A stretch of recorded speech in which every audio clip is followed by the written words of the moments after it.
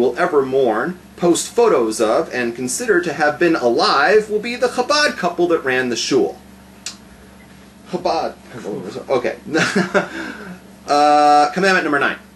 Because you're allergic to all Torah observant Jews who aren't Chabad, you consider them a fungus in the way of Moshiach, and you do your best not to associate with them, the most honest thing you shall ever do is on your Facebook info page, where it asks for religious views, rather than identifying yourself as Jewish, you shall instead state that you are Chabad.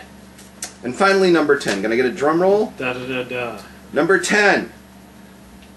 You shall not take offense to these 10 commandments, and you shall turn the other cheek as Jesus has commanded. And instead of getting angry, you shall perform the greatest mitzvah of all.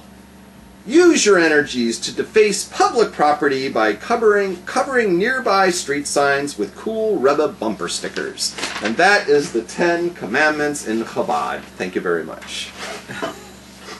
Would you say that Chabad does more good than harm? Depends how you define good. How you define it?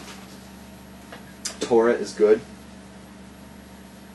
Shabbos is good. Shabbos is good. Mikvah is good.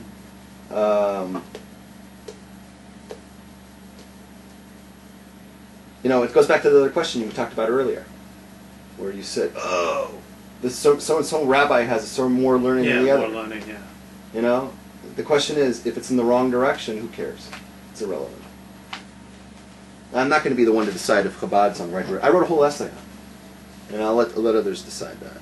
So the good and the bad, it's subjective. Are they the most intellectual of the Hasidic groups, the most devoted to Torah study? Who? Chabad. I don't think so.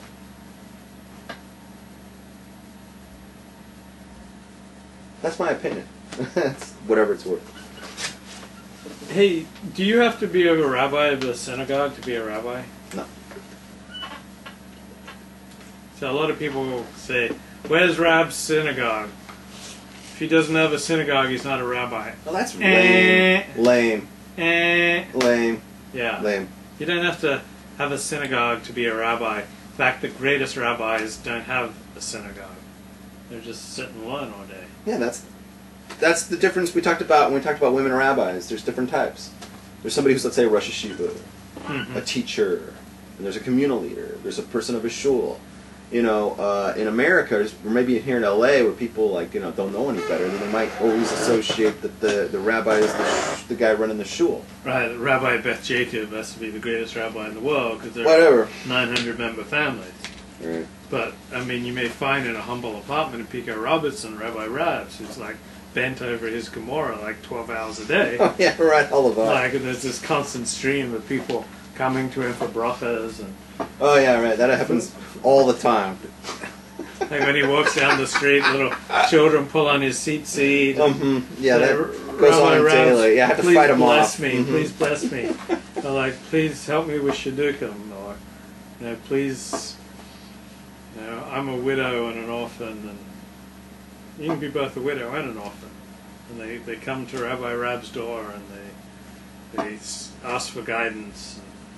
So Rabbi Rabbs would rather just sit there studying Gemara all day, but no, sets his Gemara aside for 1 hour every day. 1 hour. And he takes that time and he'll meet privately with as many people as he can fit in for an hour and give them brachas and give them dollar bills. Like, here's a dollar bill. Now just line up on Sundays. Yeah, that's what happens all the time. He'll be out there on his chair, and they'll line up like you can see them going down Pico Boulevard, lining up, and they all come up to get a bracha and a dollar bill from Rabbi Rabbs. That's that hundreds. So, it's amazing. I shut down traffic on sometimes. So he may not make the Newsweek top 50 most important rabbis in the United States, and he may not have some fancy, did you see that list? Fancy shul. I don't want to be on that list. Do you see who was on that list? It was like all reform and conservative people. Does God really have all those emotions? Like, does God really get angry and jealous. Sure, it says it does. Why would God lie? Good point. Everything here's how I see it. Mm-hmm. Everything that we have, that Mm-hmm. we know from, it's because it comes from God, right? Mm-hmm. If I get mad, if I get angry, that means God has anger. Mm-hmm. Otherwise, He created something that's outside of Himself. If I feel jealous, then that's something that God created, because otherwise it's something outside of Himself. You can only have things that He knows from. Does God have a phallus? He has no corporeality. There's a book called God's Phallus. I'm not kidding. It's on Amazon.com.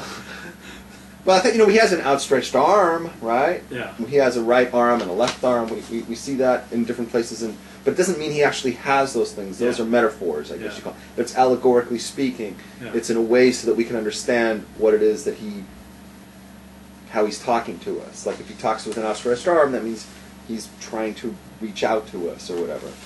How do you think that God feels Do you about want this? I want to leave this. Yeah. How do you think God feels about our Torah talk right now, tonight? Tonight? Yeah. What's the traffic and the weather? It's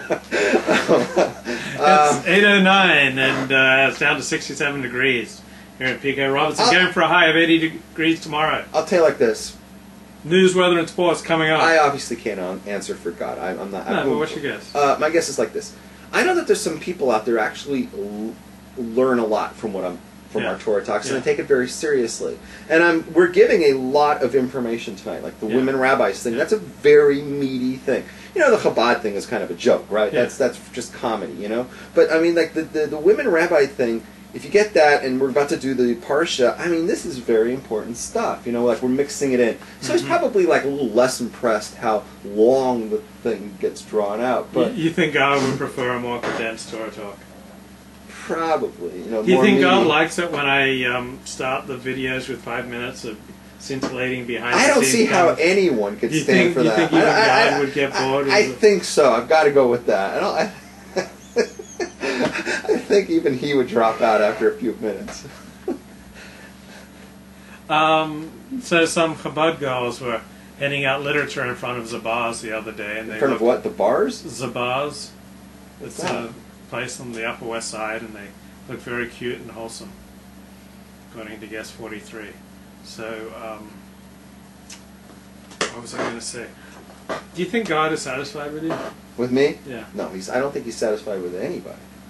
Do you think he's angry with you, or how do you think he feels? Me and him have sort of like a relationship going. I think I'm the one who's more angry with him.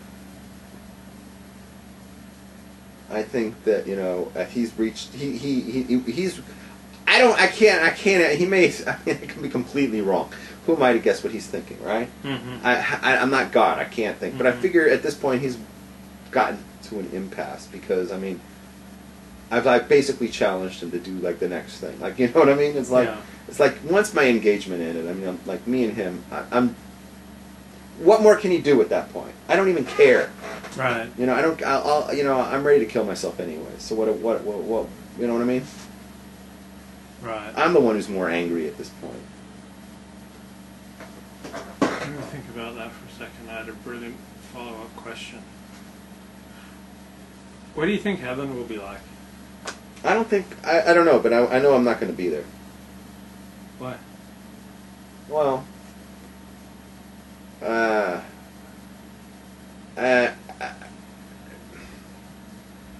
It seems pretty clear to me that I'm going to be coming back. I don't see how I could go. I don't see how I can complete my mission, whatever it was to do down here, Right. and not get married and pick up. See, I don't. See, here's the thing: you're supposed to get married down here, and then you go live eternally with your wife. I don't have a wife. I don't know if I want to go to the other side and live eternally single. This nightmare was never going to end, right? So I'm going to have to be sent back here to get married. Maybe God will put us together to do Torah. Oh God, man, I'm out of here. I'm so out of here. Oh boy. I'll do news, weather, and sports in heaven. No.